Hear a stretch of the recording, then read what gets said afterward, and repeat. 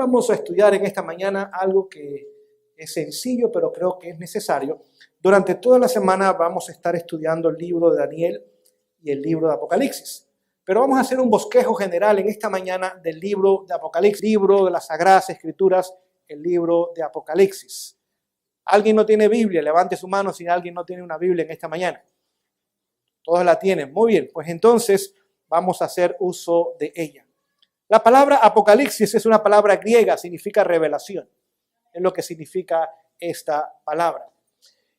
Y su escritor, no dije su autor, el autor es el Espíritu Santo, pero el escritor fue Juan. Y Juan fue condenado a morir por el emperador romano por ser cristiano. Y la condena para Juan era morir sumergido en una olla de aceite hirviendo. Era el método que habían escogido para quitarle la vida a este hombre. Y cuando lo sumergieron en esta olla, pues no pasó absolutamente nada, porque Dios preservó su vida. Y la razón por la cual preservó su vida es que el libro de Apocalipsis no había sido escrito todavía. Y necesitábamos, como pueblo de Dios, este libro. Y Dios preservó la vida de su siervo fiel y no permitió que el decreto de muerte del emperador se cumpliese para que la iglesia cristiana y el mundo conociese esta revelación de Jesucristo, el libro de Apocalipsis. Como el emperador no lo pudo matar, lo desterró a la isla de Patmos. Ya estuvo varios años, ya un anciano, Y allí tuvo la revelación completa del libro de Apocalipsis y pudo escribirla. Después fue sacado de ese lugar, fue puesto en la ciudad de Éfeso y allí terminaron sus días. Allí está sepultado también. Bienaventuranza en este libro. Bueno, hay varias, hay 7 bienaventuranzas en todo el libro de Apocalipsis. Pero vamos a leer la primera de ellas. Dice lo siguiente: bienaventurado el que lee. Así que, ¿qué se debe hacer con el libro de Apocalipsis? ¿Y qué significa leer? Estudiarlo. No es simplemente leer de curiosidad. Bienaventurado el que lee, el que conoce, el que se informa, el que investiga lo que el libro dice. Vamos a ver la segunda razón. Continúa diciendo, y los que oyen las palabras de este ¿qué? Profecía. ¿Qué es lo segundo que se debe hacer con el libro de Apocalipsis? Se debe predicar para que la gente, ¿qué puedan hacer? Oír. ¿Qué cosa? Las palabras de esta profecía. Así que el libro se debe investigar en forma individual, pero ¿qué se debe hacer en forma colectiva? Se debe predicar, proclamar las profecías que encontramos en el libro de Apocalipsis. Y vemos la tercera razón y dice lo siguiente: y guardan o atesoran, poseen, valoran las cosas en ellas escritas, porque el tiempo está ¿cómo? Cerca. Así que, ¿para qué tiempos era el libro de Apocalipsis? Creo que la respuesta es positiva. Así que vemos la importancia de estudiar este libro. Vamos a darnos cuenta que en este libro el número 7 se repite constantemente. Hay 7 iglesias, por ejemplo. Hay 7 sellos. Hay 7 trompetas. Hay 7 espíritus, hay 7 ojos, hay 7 cuernos, hay 7 cabezas, hay 7 truenos, hay 7 copas, hay 7 plagas, hay 7 lámparas, hay 7 ángeles, hay 7 reyes, hay 7 montes. Así que vemos que el número 7 constantemente lo encontramos en el libro de Apocalipsis y hay más eventos todavía que en esta mañana no vienen a mi mente para repetirles. Así que el número 7 es básico en el estudio del libro de Apocalipsis. 7 iglesias. ¿En qué iglesia ustedes piensan que nos encontramos en este momento? En la iglesia de la Odisea. ¿Es la primera, la segunda, la tercera? Es la última. Así que vemos que el tiempo está cerca. Así cuando se escribió estaba cerca, más cerca está hoy día aún. La iglesia de la Odisea. ¿Qué significa esa palabra la Odisea? Es una palabra griega compuesta de 2 palabras. Lao es pueblo. Sea, ¿qué significa? Juicio. Un pueblo que está haciendo ¿qué? Juzgado. Por lo tanto, el mensaje de la iglesia de la Odisea nos lleva a un solo lugar en el universo, el lugar santísimo. ¿Me explico en esta mañana? No hay otro lugar. El juicio o el día de la expiación era una vez al año. ¿En qué lugar? En el lugar santísimo. Y el mensaje de la Odisea nos lleva, a diferencia de las demás iglesias. Las demás iglesias, su mensaje en el lugar santo. Del siglo I hasta la mitad del siglo XIX. Pero la iglesia de la Odisea nos lleva al lugar santísimo porque es un pueblo que está siendo juzgado. Lamentablemente esa iglesia no se dice nada bueno. Así que usted y yo estamos en problemas. No hay ningún encomio en la iglesia de la Odisea. Ni uno. Sin embargo, tiene la mejor recompensa. Que sentarse en el trono. Prometió Jesús, en mi trono, como yo vencí. Y me he sentado en el trono de mi Padre. ¿Ok? No se me vayan a dormir. Ya veo algunos que están cabeceando por ahí. Así a los diáconos, pongan el aire acondicionado como a 60 grados. Para que nadie se pueda dormir. Cuando usted lo pone a 60 grados, vamos a estar despiertos y atentos. ¿Ok? Así que vemos que el mensaje de la Odisea se aplica al pueblo de Dios hoy día, un mensaje que viene directamente del lugar santísimo. El libro primero escrito nos dice algo muy interesante, pero al mismo tiempo solemne. Dice que el mensaje de la Odisea no ha sido escuchado por el pueblo de Dios ni aún a medias. Ni aún a medias. Y que el destino, esa palabra es muy importante, y que el destino de la iglesia depende del mensaje de la Odisea. Su destino eterno, mi destino eterno, depende de lo que hacemos con ese mensaje de la Odisea. Queridos, tenemos que estudiar ese mensaje. Y si esta semana nos permite, queremos dedicar quizás parte de una noche a estudiar ese mensaje. Ese mensaje es el mensaje básico para nosotros como pueblo remanente. tenemos que entenderlo de su principio hasta su fin. Después de las 7 iglesias, ¿qué viene? 7 sellos. Pero antes de ir a los sellos, capítulo 6, capítulo 4, encontramos que el universo adora a Dios, el Padre. Capítulo 5, el universo adora a Cristo. Cuando Jesús asciende a los cielos, en el versículo 4 Jesús no está presente, porque estaba aquí todavía. Está el Espíritu Santo, sí. Hay ángeles, hay querubines, hay seres vivientes y hay 24 ancianos, pero no está Cristo en el capítulo 4 de Apocalipsis, porque no estaba allá. Y el universo entero le rinde homenaje y reverencia al Padre, porque reconoce que Él es quien rige el universo y que todo lo hizo para gloria de Él, pero también para el placer de Él a través de sus criaturas. Capítulo 5 era Jesús está en los cielos. Es el Cordero inmolado. Me explico con esa palabra Cordero inmolado. ¿A qué nos lleva esa frase? Al santuario otra vez. El libro de Apocalipsis está estrechamente relacionado con el santuario. El libro de Daniel también. ¿Saben? En parte porque el mundo cristiano hoy día no entiende el libro de Apocalipsis porque no entiende el santuario.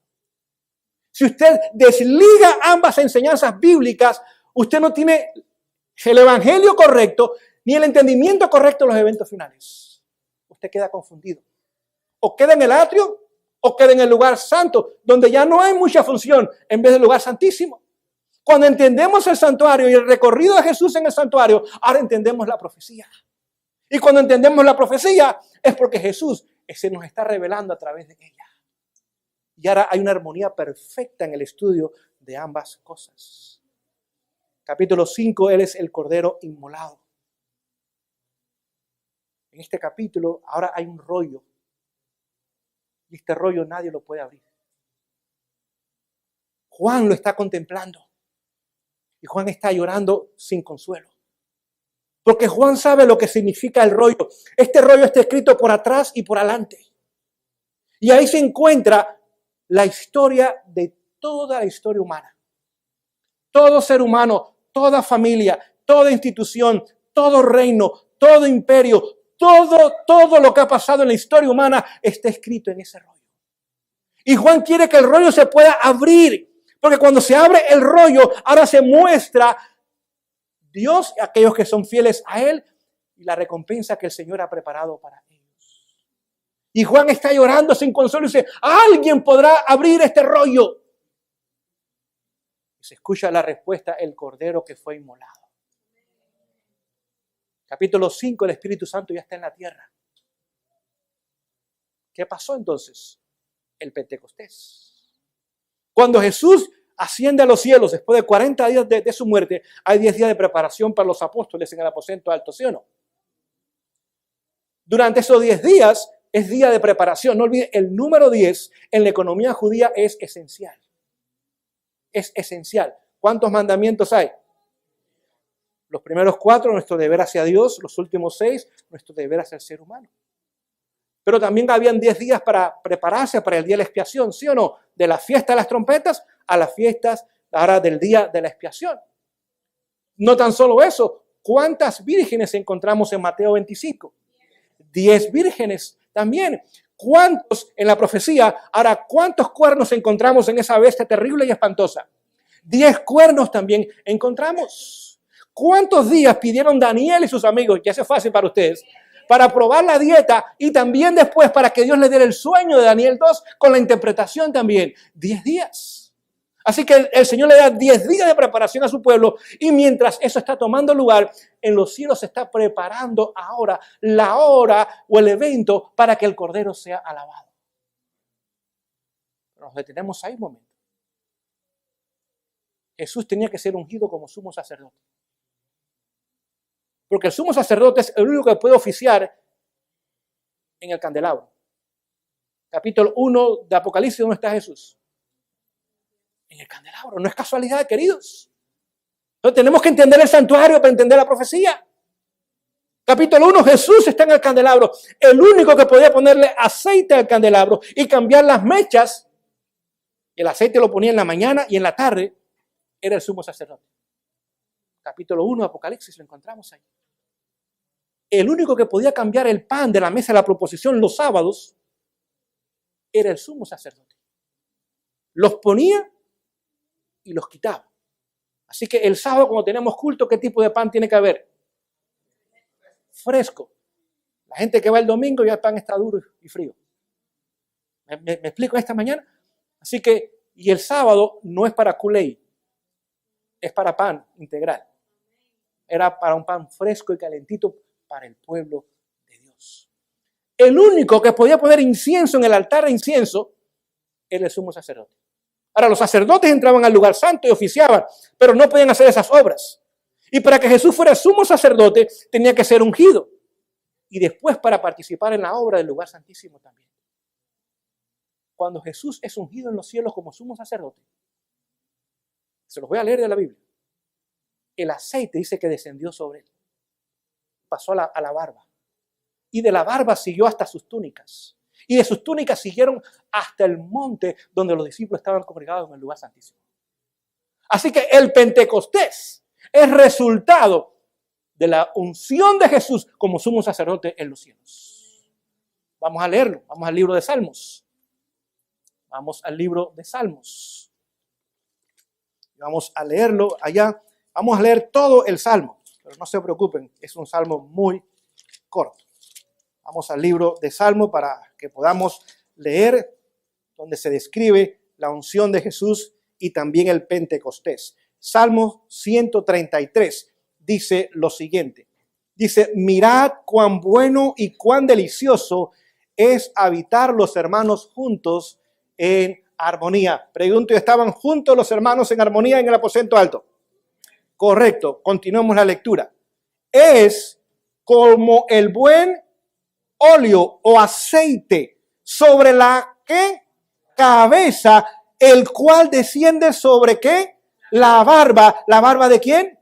¿Qué función tenía Aarón? Fue sumo sacerdote y que baja hasta el borde de sus vestiduras cuando el rocío de Hermón que desciende sobre los montes de ¿dónde? Donde estaban congregados los apóstoles, era Sión, porque allí envía Jehová bendición y vida eterna. Así que vemos que la unción de Jesús en el lugar santísimo es lo que garantizó ahora el día del Pentecostés. Y lo encontramos en el capítulo 5 del libro de Apocalipsis. 6 sellos. Y ahora Jesús comienza a abrir los sellos, capítulo 6. Capítulo 6 hay 6 de estos 7 sellos.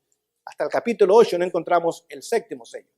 Así que ahora se comienzan a abrir los sellos. ¿Y en qué sello nos encontramos en este momento? En el 6º sello. El 6º sello tiene 5 eventos. Terremoto de Lisboa ya pasó. El día oscuro ya pasó. La luna en sangre ya pasó. Caída de las estrellas ya pasó. Lo único que falta es que el cielo se enrolle como un pergamino. ¿Y qué evento describiría ese evento? Exactamente la venida de Jesús. Así que ahora vemos allí que en el 6º capítulo de Apocalipsis encontramos los 6 primeros sellos. Y vemos que ahora ya el 6º sello casi está por abrirse. Pero cuando Juan está contemplando este 6º sello, se preocupa. Ve al mundo entero que no está listo y preparado ¿en qué? En pie. Señor, ¿será que cuando tú regreses no habrá nadie listo para darte la bienvenida? Que cuando ese 6º sello termine de abrirse en este evento que enrolla el pergamino como es su segunda venida, no habrá nadie para darte la bienvenida. Y Juan está muy preocupado. Y ahora el ángel abre un paréntesis. Capítulo 7 de Apocalipsis. El sellamiento. Sí va a haber 144,000 que han sido sellados en sus frentes con el sello del Dios vivo. Y Juan pudo escucharlo y pudo verlo. Y la gran multitud que formaba ese gran grupo de los 144,000. Ahora se cierra el paréntesis y vamos al capítulo 8. Ahí encontramos ¿qué cosa? El 7º sello. Este 7º sello cuando se abre en un futuro todavía no ha sido abierto. Dice que hubo silencio en el cielo como por media hora. Ahora usted y yo sabemos que en las profecías un día equivale a un año. Como lo sabemos, Ezequiel 4:6, También el libro de Números, capítulo 14, verso 34. Un día equivale exactamente a un año en la profecía. Por lo tanto, como media hora significa 7 días, porque media hora serían 7 días y medio. Veamos lo exacto de la profecía. No digo media hora, como media hora, cerca de media hora, pero no va a ser exactamente media hora, porque serán 7 días para que ahora el Señor pueda venir a buscar a su pueblo y llevarnos a sus mansiones. Ahora comenzamos a darnos cuenta de la importancia. Ahora en capítulo 8 también comienzan a sonar las trompetas. Hay 7 trompetas. Y hoy día nos encontramos en la 7ª trompeta. ¿Okay? Desde el año 1844 en adelante ha estado tocando, sonando la 7ª trompeta. Y ahí encontramos las primeras 4 trompetas, ya pasadas en la historia. Así que encontramos capítulo 9, ahora trompeta número 5 y trompeta número 6. No olviden las últimas 3 trompetas. Yo sé que hay mucha información esta mañana, no se me empachen, por favor. Tome nota nada más. ¿Okay? Las últimas 7 con trompetas son 7 o 3 ayes. Ayes. Sí, es una expresión de dolor. Ay. Capítulo 9 encontramos la 5ª trompeta y la 6ª trompeta que tiene que ver con Islam en la profecía. Y crea el primer ay de la historia. Lo vamos a ver después. Hasta el día de hoy lo estamos viendo. ¿Okay? Capítulo 9 encontramos la 6ª trompeta. Esta 6ª trompeta tuvo que ver mucho con el movimiento de Miller. No olviden, el movimiento millerista se conoce en la historia de Estados Unidos como el segundo reavivamiento espiritual de la nación. Tan poderoso fue ese movimiento que la nación ahora pasó un periodo de reavivamiento espiritual. En el año 1838. Por favor, los niños que están detrás, si alguien me ayuda con ellos, los que están haciendo ruido y distrayéndonos. Y quizás una hermana, un diácono, alguien nos puede ayudar con ellos para que estén tranquilos. Apreciaríamos mucho su ayuda. El enemigo no quiere que usted entienda estas cosas ni aprecie este mensaje. Si usted entiende el libro de Apocalipsis, dice que aquellos que entendamos este libro, habrá un reavivamiento en nuestro medio como pueblo de Dios. Y Él no quiere que esto tome lugar. 1838, uno de los líderes del movimiento millerista era un pastor de origen anglicano, o en Estados Unidos no se le conoce como anglicanos, sino como episcopales, llamado Josiah Leach. Quizás ustedes han escuchado ese nombre. Él escribió en el periódico de Filadelfia, 2 años antes que tomara lugar esta profecía. Y dijo, el 11 de agosto del año 1840, el imperio otomano o el imperio turco va a caer. Y no había ninguna evidencia de que eso iba a tomar lugar. Cuando la gente leyó esa profecía, con una fecha aún, este hombre, ¿qué sabe? Pero ¿saben lo que pasó el 11 de agosto del año 1840? El imperio otomano cae. Y cuando eso pasó, le dio un ímpetus increíble al movimiento millerista. Es más, el pastor Leach recibió más de 1000 cartas de pastores de otras congregaciones diciendo, nosotros nos unimos con su movimiento.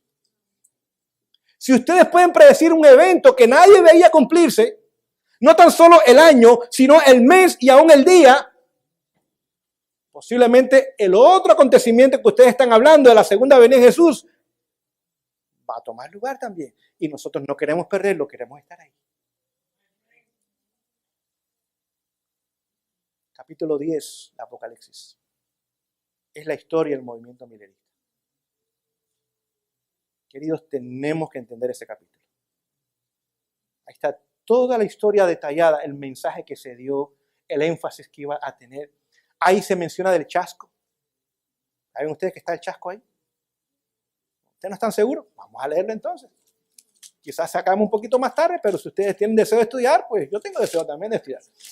Capítulo 10. Vamos al capítulo 10 de Apocalipsis. Vamos a ver un par de detalles importantes. Capítulo 10 de Apocalipsis. Tenemos que entender estas cosas. Capítulo 10, comienzo a leer en el verso 1 y vi otro ángel. Ángel significa mensajero, fuerte, descendiendo del cielo, envuelto en una nube, un arco iris sobre su cabeza, y su rostro era como el sol, y sus pies como columna de fuego. No tenemos tiempo para entrar en estos detalles. Ahí entero usted encuentra el mensaje del movimiento milerista. Entero, en esos 4 detalles. ¿Okay? Verso 2. Y tenía en su mano un librito. Note, no dice libro. Librito. Toda palabra que usted encuentre en la Biblia tiene un significado. No olvide eso. Dios no llenó las páginas de palabras para entretenernos. Toda palabra de Dios que procede de su boca debemos prestar atención a ella. Cuando usted lee el Espíritu de Profecía, exactamente lo mismo. Cuando usted ve una palabra, tiene un significado. Tenía en su mano un librito abierto. Puso su pie derecho sobre el mar, significan naciones, pueblos, naciones, multitudes, y el izquierdo sobre la tierra, lugares poco poblados. Así que era un mensaje universal. No tenemos el tiempo, pero Miller no fue el único. En Sudamérica, con la Kunza, Irving, en Escocia y en muchos otros lugares, Joseph Wolf en Alemania, en muchos otros lugares, este mensaje de la próxima venida de Jesús comenzó a ser proclamado mundialmente. ¿Qué tenía en su mano? ¿Qué significa ese librito? Ese librito significa Daniel del 8 al 12, nada más. No es todo el libro de Daniel. Los últimos 5 capítulos del libro de Daniel. Note, el libro de Daniel por siglos fue un libro sellado, esa última parte de Daniel. Dios se lo dijo a Daniel, sella las palabras del libro. Tú vas a descansar. Pero cuando llegue el tiempo del fin, ¿qué iba a aumentar? Bueno, la ciencia es como se traduce usualmente, pero lo que iba a aumentar era el conocimiento del libro de Daniel que había sido cerrado. No era nada más que los aviones están volando y computadoras, no. Eso lo podemos incluir, pero ese no es el contexto completo del libro. Lo que iba a aumentar era el conocimiento que había sido cerrado por siglos para que el mundo lo entendiera. No olvida, anoche hablamos, los protestantes sabían que Daniel 7, el cuerno pequeño, era el papado, ¿sí o no? Por lo tanto, los primeros 7 capítulos no fueron cerrados. Lo que fue cerrado fue la visión de Daniel 8, 14.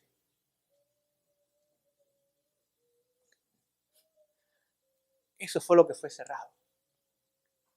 Y durante toda la historia hubo un silencio increíble en cuanto a esos últimos 5 capítulos de Daniel.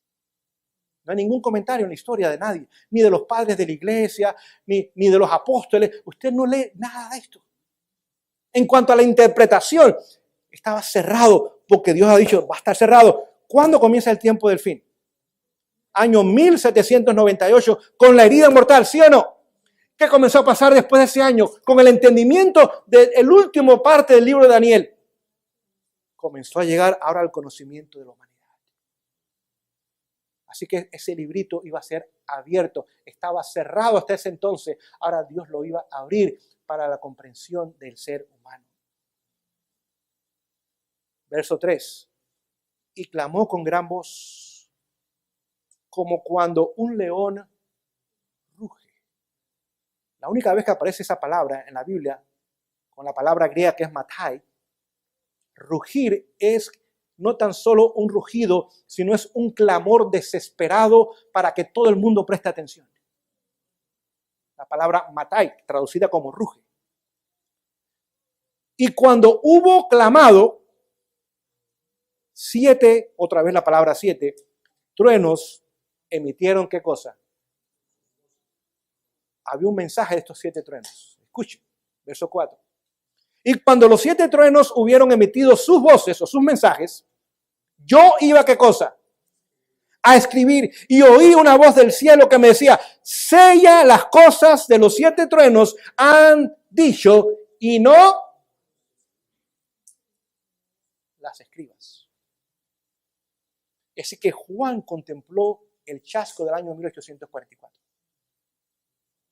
Y Dios le dijo, no lo escribas, lo puedes ver, pero no lo escribas. Porque mi pueblo tiene que pasar por esa prueba del chasco. No olviden, había más de 50,000 esperando la venida de Jesús. ¿Saben cuántos quedaron? Aproximadamente quedan 50 en el año 1846. aproximadamente 50. Así que Juan lo vio, pero se le prohibió escribir lo que él había visto del chasco. Así que vemos que en capítulo 10 encontramos toda la historia ahora del movimiento millerista. A propósito, los 2 primeros versículos del capítulo 11 pertenecen al capítulo 10. No olviden, los versículos del capítulo no fueron inspirados, fueron puestos simplemente para ayudarnos en el estudio de las Escrituras. ¿Okay? Pero los 2 primeros versículos del capítulo 11 pertenecen realmente a Apocalipsis capítulo 10. ¿Qué encontramos en Apocalipsis 11? En Apocalipsis 11 encontramos ahora otro poder que surge del abismo. Ahí encontramos ahora lo que se conoce en la historia como la Revolución Francesa, el surgimiento del ateísmo. Eso hoy día se conoce como comunismo, socialismo, progresismo, liberalismo, homosexualismo, feminismo, humanismo, secularismo. Todos esos ismos que ustedes están escuchando en esta mañana surgen de la Revolución Francesa. Una de estas noches vamos a verlo, porque estamos viendo en ese tiempo otra vez nosotros como mundo, no nada más en Francia, eso fue en Francia 10 años, pero eso se va a repetir otra vez y hoy día lo estamos viviendo nosotros en el mundo entero. No hay ningún país que se va a escapar de esa interpretación profética. Pero no vamos a hablar más de eso. Ahí encontramos ahora también en capítulo 11 la 7ª trompeta. Todavía no ha sonado, lo que representa también el triunfo de Dios al final de la historia. Hasta ahí terminamos con la mitad del capítulo de Daniel, que es Apocalipsis. El 80%, no se dejen distraer, el 80% de la primera parte del libro de Apocalipsis ya ha sido cumplido. Así que la primera parte, en su mayoría, es historia cumplida, historia pasada. Ahora vamos a estudiar el bosquejo de la última parte, donde la gran mayoría o se está cumpliendo o se va a cumplir. Carches podamos estudiar o vamos a estudiar un poco más el capítulo 12. Ahí encontramos una mujer que está embarazada. ¿Qué significa mujer en la Biblia? Iglesia. Es la iglesia del Antiguo Testamento. Sus pies tiene la luna refleja los ritos, las ceremonias, el santuario era un reflejo de la salvación en Cristo Jesús. Pero esa mujer está vestida ahora también del sol. Sol significa Jesús. Malaquías 4:2 dice que Jesús y el sol es lo mismo, pues significa su justicia. Esta mujer embarazada significa la transición de la iglesia del Antiguo Testamento, el pueblo de Dios en el Antiguo Testamento, el pueblo de Israel, ahora al pueblo de Dios del Nuevo Testamento, que es la iglesia cristiana. Por eso la mujer está embarazada. Iba a dar a luz un hijo varón. Note, es una redundancia, porque si es hijo, ¿qué es? Pero no es redundancia. Es el cumplimiento de Génesis 3:15. Donde Dios le dijo a Eva y a Adán, y Satanás que estaba escuchando, la simiente de la mujer, simiente singular, no plural, te va a aplastar la cabeza.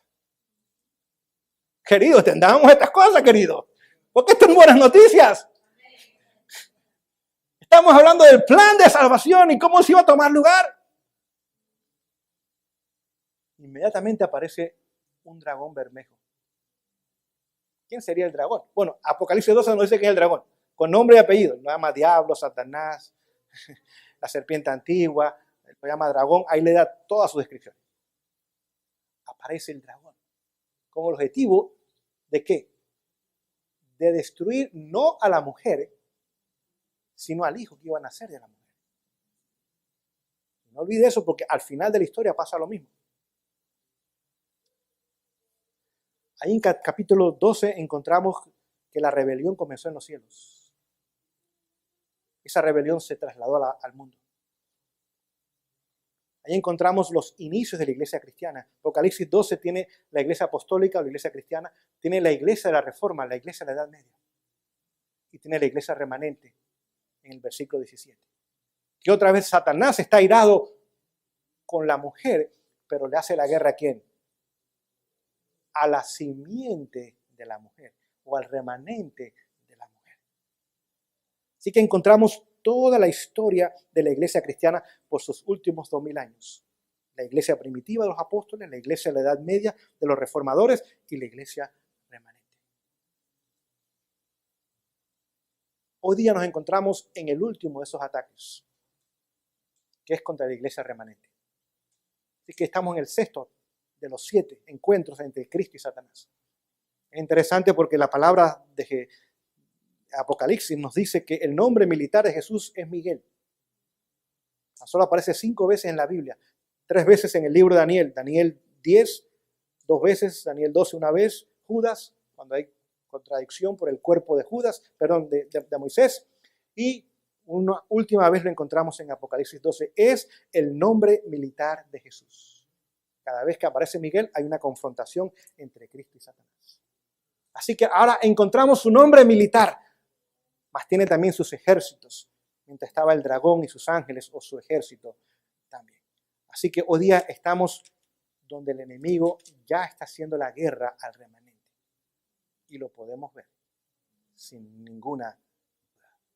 Pero ahí no se detiene. Capítulo 13 habla que Satanás tiene 2 aliados para terminar su ataque contra el pueblo de Dios.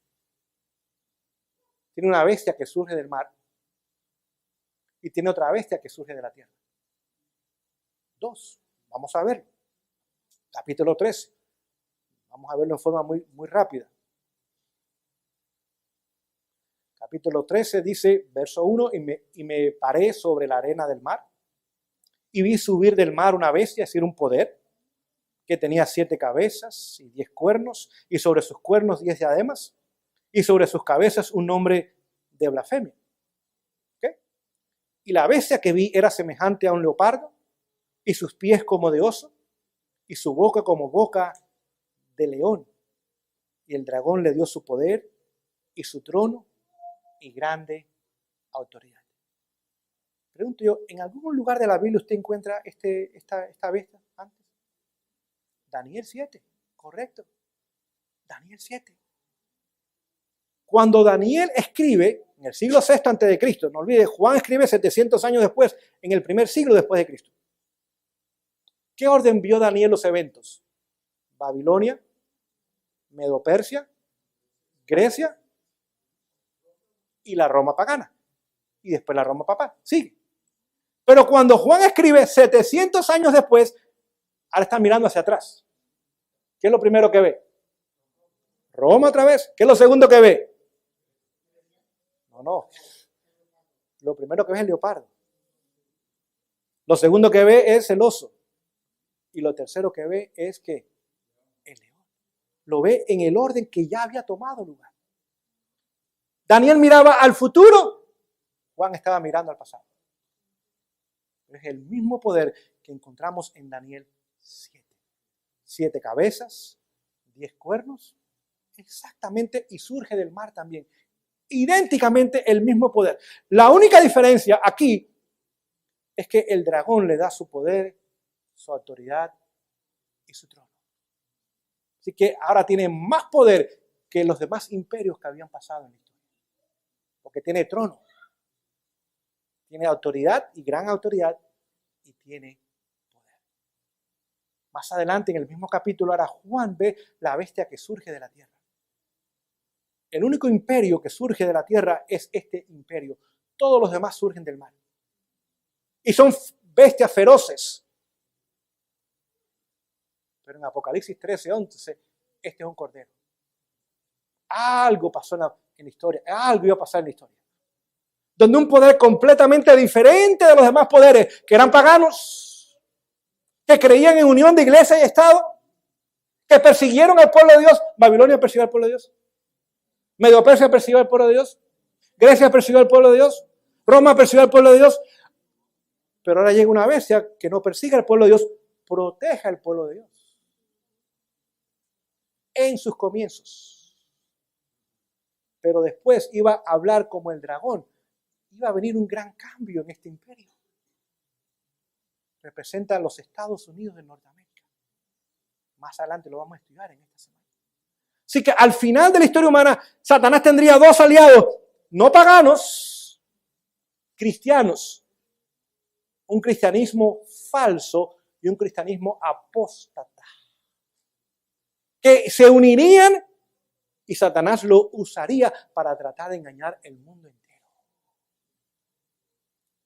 Pero el capítulo 14 es el otro lado de la moneda. Ahora Dios tiene sus aliados también. Hay 144,000 en el monte de Sión. Y tienen el nombre de Dios escrito en sus frentes. Y han obtenido la victoria. ¿Cómo es posible que un grupo tan pequeño haya obtenido la victoria sobre Satanás, sobre el papado y sobre el protestantismo apóstata? ¿Cómo es posible? Apocalipsis 14 nos da la respuesta, versículos del 6 al 12, el mensaje de los 3 ángeles. Este es el último mensaje para el mundo, queridos. Y este mensaje preparará a un pueblo. No tenga duda de eso. La pregunta es si es con nosotros o sin nosotros. Pero va a ser la obra. Preparará a un pueblo para derrotar a estos 3 poderes, para llegar al monte de Sión y vindicar el nombre de Dios. Cuando hablamos de vindicar el nombre de Dios es vindicar su ley, porque su ley es un reflejo de su carácter. Vindicar el nombre de Dios significa vindicar su justicia y su misericordia. Este mensaje de los 3 ángeles es el mensaje más poderoso que alguna vez se haya dado a los mortales. Es el más poderoso de la historia. Después el mensaje de los 3 ángeles en Apocalipsis no hay más mensajes. No hay más mensajes. Es tan poderoso que usted sigue leyendo capítulo 14. Que en el versículo 13 hay una resurrección especial. ¿Entendemos eso o no? Ustedes están dormidos en esta tarde. Adelante. Hay una resurrección especial. Aquellos que mueran en el mensaje de los 3 ángeles, antes de la resurrección general, el Señor los traerá a la vida para que vean los últimos momentos de la historia humana, porque lo van a entender. Dice que están muertos, pero sus obras, no sus vidas, sus obras continúan. Pregunto, ¿murieron nuestros pioneros? ¿Nos dejaron un legado? ¿Están ellos en los cielos? Algunos están diciendo que sí. No están en los cielos, están en la tumba. Pero el legado que nos dejaron todavía está haciendo o dando fruto. Claro que sí. Quizás sus padres y mis padres ya descansaron, pero su obra todavía está dando fruto. ¿Me explico? Y si nos toca ahora descansar nosotros, que podamos dejar un legado que continúe dando fruto, aunque estemos ya en una tumba. Pero este mensaje es tan poderoso que no tan solo prepara a un grupo de personas para la resurrección especial, sino que prepara al mundo entero para la venida de Jesús. Usted sigue leyendo capítulo 14, verso 14. Ahora el Hijo del Hombre viene en las nubes de los cielos. Ese es Jesús. Y cuando viene en las nubes de los cielos, ahora hay 3 mensajes. Como hay 3 ángeles que dieron el mensaje a los 3 ángeles, hay 3 mensajes en la cosecha. No olvide, el ángel que da el mensaje, el tercer ángel, es el ángel de sellamiento. Tenemos que entender estas cosas, queridos. Ahora el ángel le dice, toma la hoz aguda. ¿Para qué se usaba la hoz aguda en aquellos años? Para cegar. Y el ángel le dice, toma la hoz aguda y métela. ¿Por qué? Porque la mies está madura. Usted no cosecha cosas verdes, ¿sí o no? ¿Cuándo se cosechan los alimentos? Cuando están maduros. Para que Jesús regrese, tiene que haber un pueblo maduro. ¿Me explico yo? Palabra de vida del gran maestro dice que el Señor desea más que todas las cosas ver reproducir su carácter en su pueblo. Y cuando ese carácter sea reproducido, ahora vendrá y nos tomará como a sí mismo. Pero no tan solo madura al pueblo para el regreso de Jesús, madura aún al mundo para el regreso de Jesús. Porque ahora otro ángel, no a Cristo, sino al otro ángel le dice, recoge las uvas y ponlas en el lagar de Dios para ser pisoteadas. Queridos, ningún mensaje ha hecho esa obra mundial. Noé tuvo un mensaje poderoso. Elías tuvo un mensaje poderoso. Juan el Bautista tuvo un mensaje poderoso. Los reformadores tuvieron un mensaje poderoso. Pero el único mensaje que prepara aún a los perdidos para el regreso de Jesús es el mensaje de los 3 ángeles. Y ahora vemos que el mundo es cosechado. Capítulo 15 y 16, los ángeles entran al lugar santísimo. 7 ángeles. Y ahí recogen las copas de la ira de Dios sin mezcla de misericordia. Capítulo 16, vemos las 7 plagas postreras. ¿Okay? Capítulo 17, ahora los reyes del mundo, las naciones del mundo se unen y por un corto tiempo le dan su poder o reinan junto con el papado. Ahí encontramos otra bestia que surge del abismo. Después la vamos a estudiar otro día. Así que ahora el mundo se une al final para hacerle la guerra a Dios y a su pueblo. Capítulo 18. Babilonia cae. Babilonia cae. Capítulo 19. Jesús regresa. Ahora hay un caballo blanco. Está vestido él también de blanco. Y en el muslo hay un nombre que tiene Señor de señores y Rey de reyes. Y le siguen sus ejércitos. Dice que la esposa está apercibida. Está vestida de qué? Vestiduras blancas, que es la justicia de los santos. Realmente la justicia de Jesús que se revela en los santos. Capítulo 20. Encontramos los 1000 años. Y encontramos ahora que los redimidos por 1000 años tienen la oportunidad de ver los registros en los cielos. ¿Por qué se perdieron los perdidos? ¿Por qué Satanás fue Satanás o Lucifer se convirtió en Satanás? Y por 1000 años ahora están en los cielos. Ahora comienza allí la tercera venida de Jesús, capítulo 21 y 22, donde termina el libro de Apocalipsis. Encontramos ahora la tercera venida de Jesús y viene con la nueva Jerusalén. Así que ahora vemos la tercera venida de Jesús, vemos ahora la venida de todos los redimidos. Vemos que la capital del universo es trasladada a este miserable mundo hoy día, pero un mundo será el centro del universo. Vemos que seremos príncipes y sacerdotes en ese nuevo reino. Y podemos ahora comenzar la eternidad. Veremos la destrucción de Satanás, sus demonios y aquellos que lamentablemente rechazaron, ¿qué cosa? El mensaje de salvación de Jesús. Por eso cuando Juan termina su libro dice, ven Señor Jesús. ¿Quién quiere vivir en Live Oaks, Eric? Más. Señor, ven, porque yo quiero encontrarme contigo. Yo quiero entrar en esta eternidad contigo. Y ahora Juan dice, ciertamente, dice Jesús, vengo en breve. Querida iglesia, nos queda muy poco. Y no nos damos cuenta. No nos damos cuenta, querida iglesia. Estamos a un paso de la eternidad.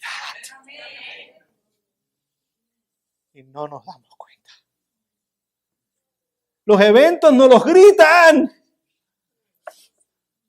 Y no nos damos cuenta. Es más, queremos a veces que no digan nada de eso.